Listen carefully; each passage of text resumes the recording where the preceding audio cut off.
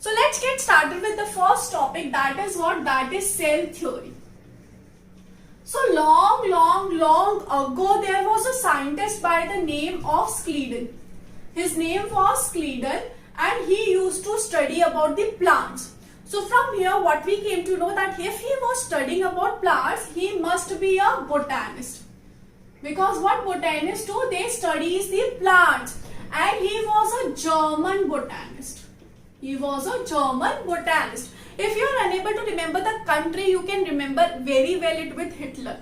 Because Hitler was also from Germany and he is also a German botanist.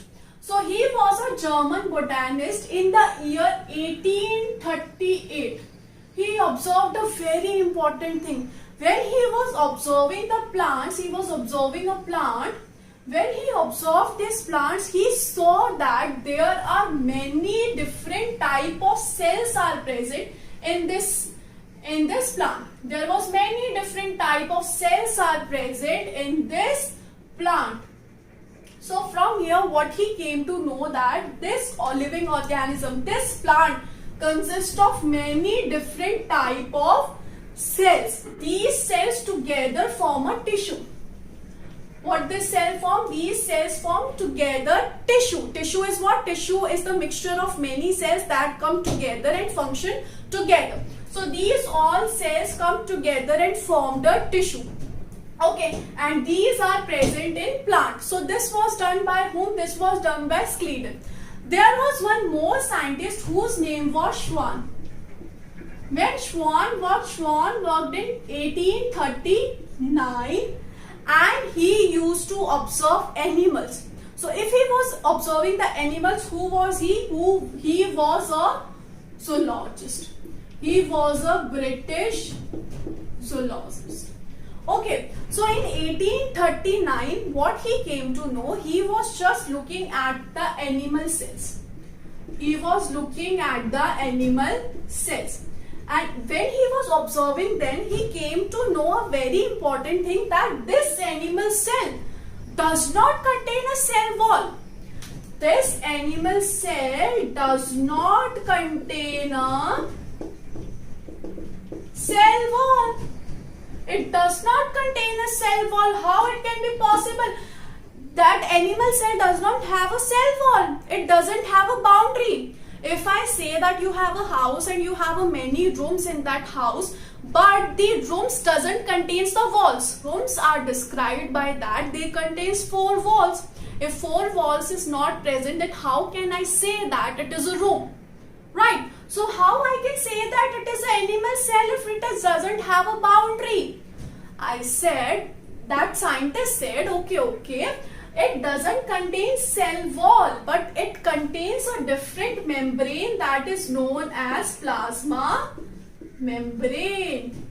It contains another membrane that is known as plasma membrane. So from here, Schwann came to know that there is a big difference between animal and plant cell.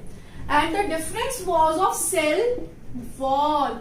That this animal cell does not contain the cell wall, while this plant cell contains the cell wall. So from here we came to know that animal cell just contain one boundary, that is of plasma membrane, but the plant cell contains 2 boundaries, that is one is plasma membrane and the another is cell wall. So from here these 2 have given the cell theory, that was that all living organisms are made up of cells or their products. That there are so many living organisms present in this earth. All the living organisms are made up of cells or the product of cells. But there is something missing in this cell theory, and that is from where the new cells come. When a cell dies, then a new cell comes, right? But that new cell comes from where? What is the origin of that? So it was very simple. There was a scientist known as Virchow. Okay, Chow-Min Virchow, very easy to remember. Chow-Min Virchow. in the year 1855. What he said that he observed cells, and what he said that the cells came from its pre-existing cell. What that means is, for example, if we human beings are there, from where we came? We came from our father and mother. That are the pre-existing humans. Where our father and mother came from? They came from grandmother and grandfather. So we are coming from pre-existing humans. Similarly, from where the cell came? The cell came from pre-existing cells. They came from pre-existing cells. He written this in his own language, that is omnis cellulae e cell. What he writed that omnis cellulae e cellulae, that the cell came from pre-existing cells. That one cell is there, it will divide into two. These two will divide into four. Those four will divide into 8. So it will continue, that it will come from pre-existing cell. Two were the cell theory. The first was given by Schlegel and Schwann, and the second was given by Virchow. The first says that all living organisms are made up of cells or the product of cells. And the second says that the cell came from, if there is a cell present now, then it came from pre-existing cell. That came from pre-existing cell.